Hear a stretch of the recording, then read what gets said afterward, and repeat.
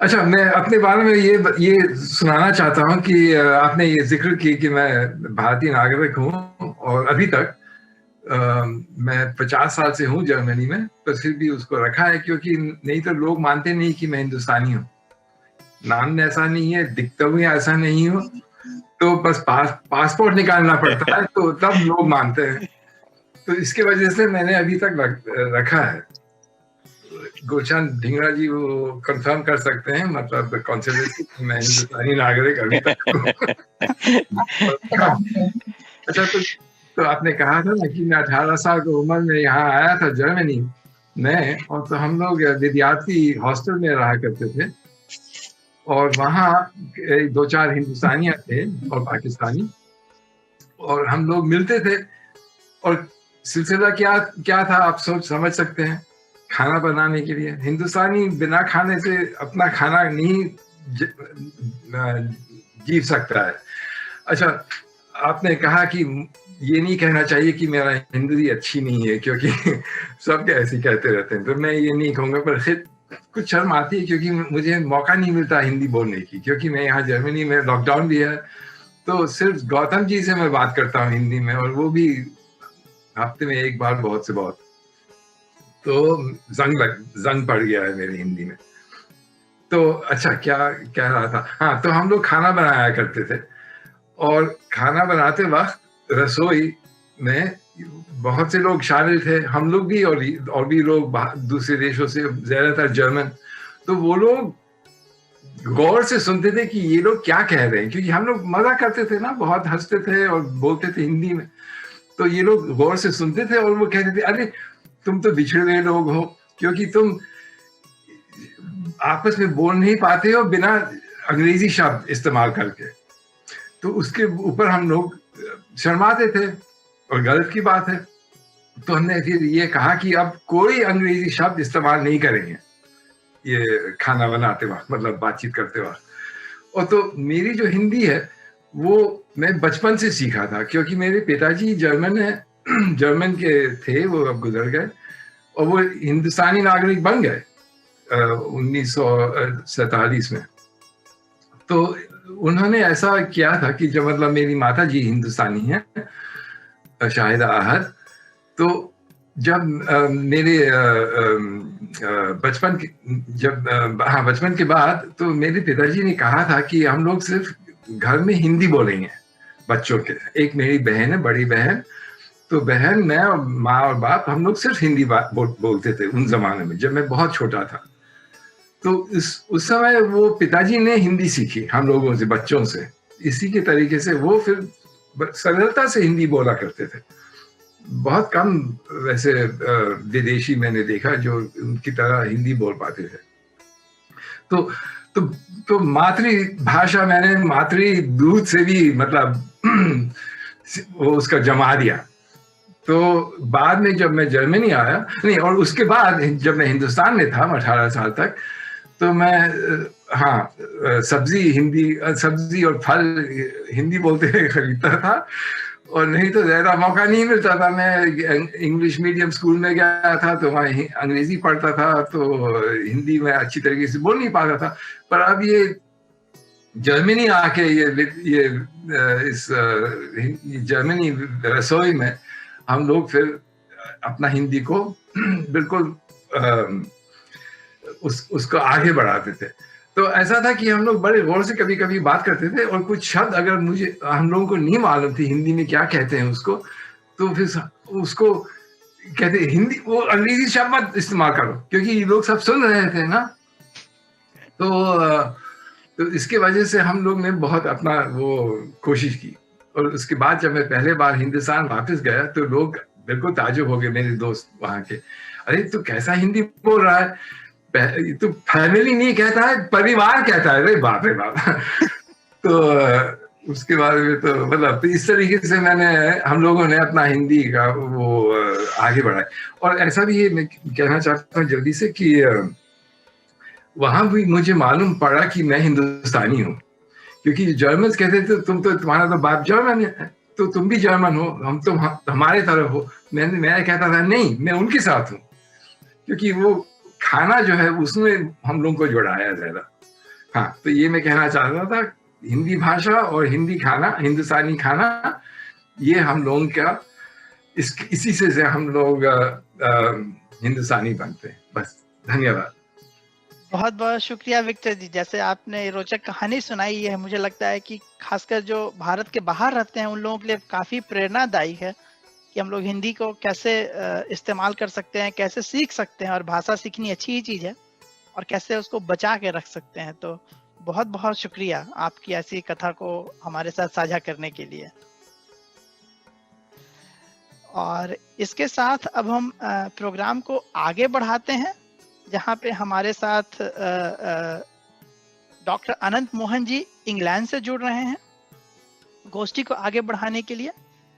अनंत मोहन जी का जन्म 1930 में हुआ। गांव की अमराइयों में बीता इनका लड़ बचपन। गांव में इनकी आरंभिक शिक्षा मारवाड़ी पाठशाला और टीएनबी कॉलेज भागलपुर के बाद 54 में दरभंगा मेडिकल कॉलेज से एमबीबीएस व 1956 में एमएस कर अंततः 1962 में इंग्लैंड से एफआरसीएस की डिग्री प्राप्त की। डिग्री प्राप्त करने में इनकी छात्रवृत्ति शिक्षकों और मित्रों ने काफी सहयोग दिया।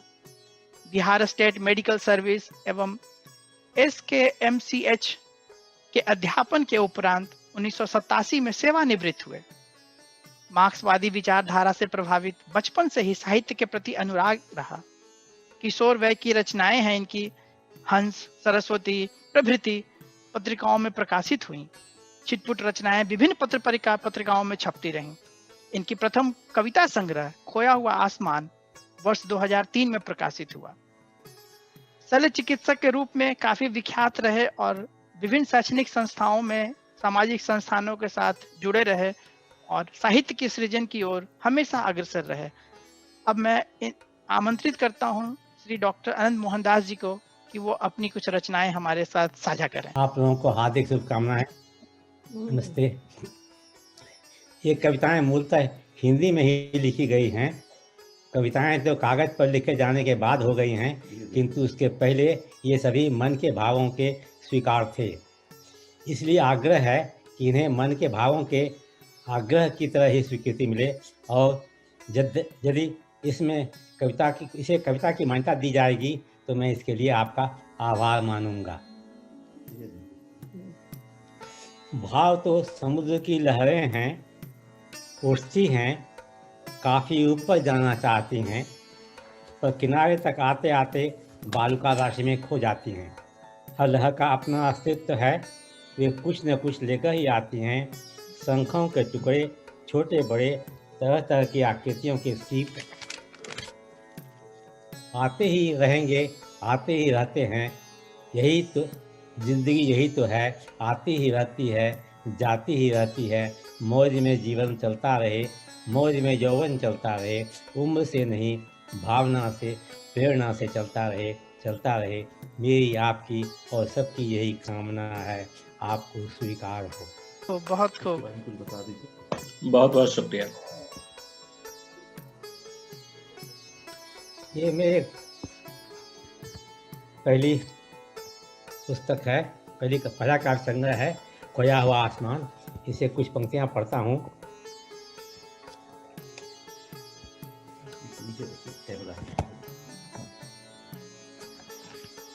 तारों को बार बार छेड़कर, झंकृत कर, बार बार फूंक कर बांसुरी में राग कोई छेड़कर, स्वर कोई साध कर, थिरक थिरक नृत्य कर, आता है गीत कोई गे। कानों में सुखद स्वर बार बार गूंजता, बार बार लहरें किनारे तक आती फिर लौट जाती हैं। बार बार आतप से गल कर हिम नीर बन बह जाता, पत्थर पर अंकित अपनी ही गाथा कोई गाता है। अंगुली के पड़ते ही तार स्वयं झंकित हो बज जाए, होठों पर स्पर्श से स्वर कोई फूट पर लहराए। एक दृष्टि पड़ते ही थिरक उठे ज्यों दिगंत, कोई स्वर साध्य न हो फिर स्वर साधन हो। मंत्र विद्ध स्वर सिद्ध, मूक मौन गीत छंद, पलकों में नित्य बंद, बार बार नाचे, बार बार गाते, बार बार गाए गीत कोई। बहुत शुक्रिया डॉक्टर अनंत जी। कविता का शीर्षक है सारनाथ। छोटी बेटी को लेकर सारनाथ गया था।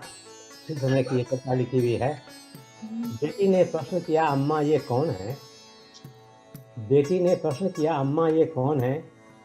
अम्मा ने कहा, ये देवता हैं कृष्ण भगवान। बेटी ने प्रश्न किया, अम्मा ये कौन है? अम्मा ने कहा, ये देवता हैं राम। बेटी ने फिर प्रश्न किया, अम्मा ये कौन है? अम्मा ने कहा, ये देवता हैं शिव। बेटी ने पुनः प्रश्न किया, अम्मा ये कौन है? अम्मा ने कहा, ये भी देवता हैं दुर्गा भगवती। इस बार बेटी ने प्रश्न किया, अम्मा ये देवता क्या होते हैं? अम्मा ने कहा, ये देवता गुण के प्रतीक हैं, गुण ही उन्हें देवता बनाता है। कृष्ण युग पुरुष थे, अन्याय का विनाश, न्याय की स्थापना उनका लक्ष्य था। राम मर्यादाओं के लिए सब कुछ न्यौछावर करने वाले, शिव दूसरों के लिए हालाहल पीने वाले। बेटी ने उन्हें देखा और देखती रही ध्यान से। बेटी ने प्रश्न किया, अम्मा ये कौन है? इस प्रकार बैठे हैं, सबसे अलग अकेले। अम्मा ने कहा, ये बुद्ध है, महात्मा बुद्ध। बेटी ने प्रश्न किया, बुद्ध कौन होते हैं? अम्मा ने कहा, अच्छे आदमी बुद्ध होते हैं, दूसरों के लिए ही जीते हैं, दूसरों के निर्माण के लिए ज्ञान ज्योति फैलाते हैं, दूसरों के परित्राण के लिए जीवन लगा देते हैं। बेटी ने कहा बुद्ध से, हे अच्छे आदमी, मुझे भी अच्छा आदमी बना दो। बेटी ने प्रणाम मुद्रा में मूर्ति को देख माँ से कुछ पूछा। एक क्षण रुककर मूर्ति को प्रणाम किया। मूर्ति हनुमान जी। इस बार माँ ने पूछा बेटी से, बेटी क्यों ऐसा किया? तुमने देवताओं को तो प्रणाम नहीं किया, बुद्ध को ही प्रणाम नहीं किया, फिर इनको ही क्यों प्रणाम किया? बेटी बोली, माँ इन्होंने प्रणाम किया है मुझे, इनको तो प्रणाम करना ही है। बहुत बहुत शुक्रिया। एक से एक बढ़ के रोचक कविताएं और 91 वर्ष की उम्र में इतनी ऊर्जा के साथ जुड़ने के लिए बहुत बहुत धन्यवाद डॉक्टर दास।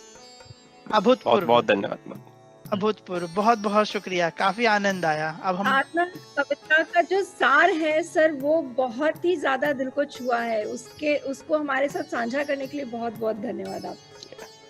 जी जी जी, शुक्रिया। तो अब हम अगले पड़ाव की ओर बढ़ते हैं आज के कार्यक्रम में, और अगले पड़ाव पर हमारे साथ जुड़ेंगी कुआलालंपुर से श्रीमती सपना केकरे जी। बहुमुखी प्रतिभा की धनी श्रीमती सपना केकरे काव्य पुस्तक ओस की बूंदे की लेखिका हैं और यूनाइटेड बाय इंक नामक एक अंतर्राष्ट्रीय मंच की संस्थापिका हैं। लेखकों को पाठकों से जोड़ने का यह मंच के द्वारा इन्होंने 4 पुस्तकों कलर ऑफ लाइफ, अंजुलि रंग भरी, lots and found in the digital era और आभासी दुनिया के अनोखे रिश्ते का संकलन भी किया है।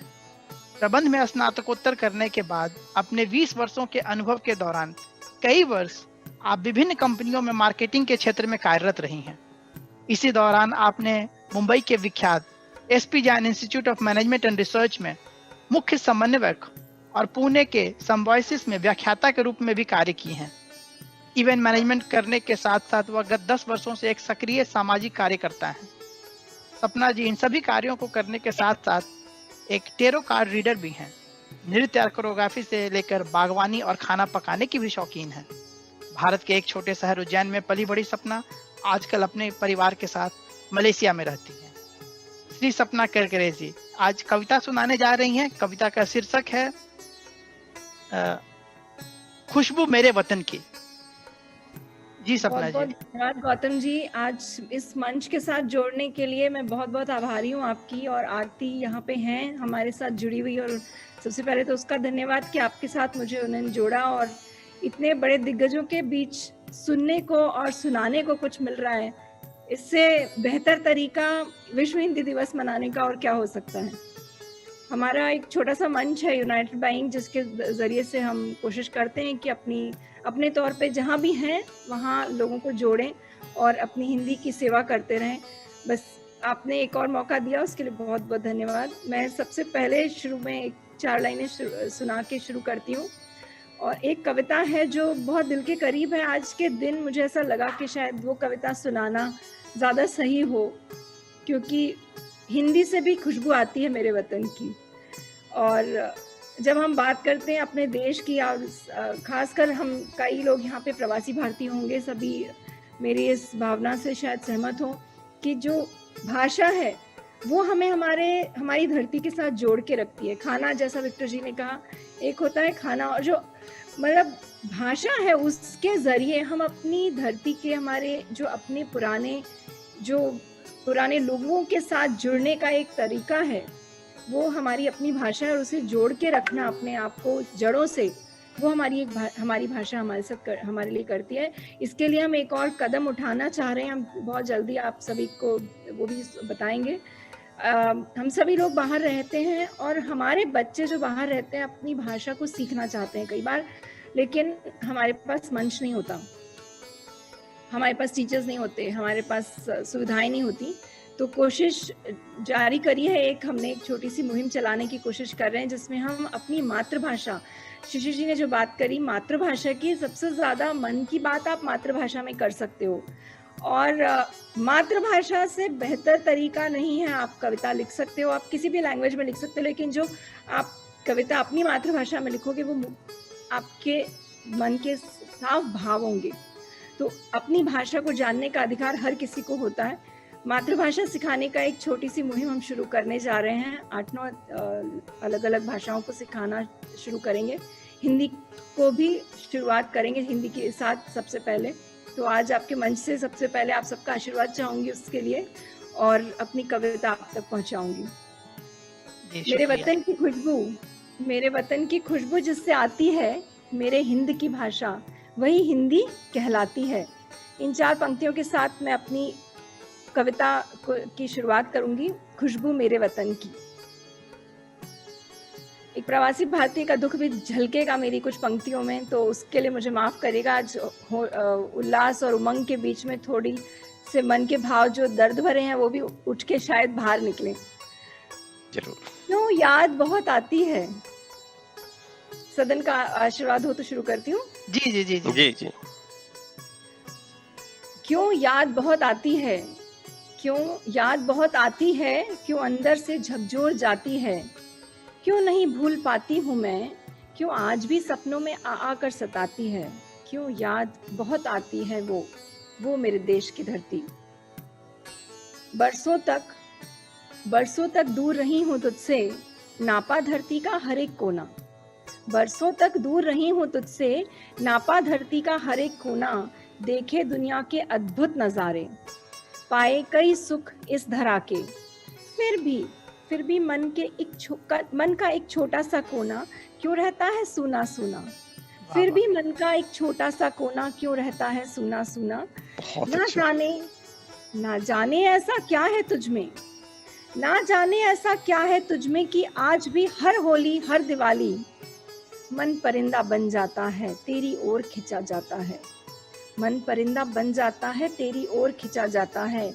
आज भी ढूंढती हूँ मैं छवि तेरी, आज भी ढूंढती हूँ मैं छवि तेरी। लजीज हिंदुस्तानी पकवानों में। विक्टर सर, आप इस बात को शायद पुष्टि देंगे। मंदिर के प्रसाद की लंबी कतारों में, अपनी हिंदी के माथे की इस बिंदी में। ऐसा क्या है तुझमें मैं आज तक समझ नहीं पाई हूँ, मगर आज भी अपने होने के निशान तुझी में खोजने आई हूँ। शायद कुछ देर तो सुकून मिलेगा, आज इसी एक आस के साथ आप सभी के बीच चली आई हूँ। क्योंकि आती है खुशबू मेरे वतन की, अपनी इस हिंदी की इस महफिल में। क्योंकि आती है खुशबू मेरे वतन की, अपनी हिंदी की इस महफिल में। बस थोड़ा खुद को, थोड़ा अपनी उस धरती को, अपनी इस हिंदी में खोजने आई हूँ। खुशबू है तू मेरे वतन की, यूं ही नहीं मैं तेरी ओर खिंची चली आई हूँ। मेरी हिंदी को, मेरी मातृभाषा को मेरा ये नमन आप सबके समक्ष रखती हूँ। बहुत बहुत धन्यवाद मेरी कविता को सुनने के लिए।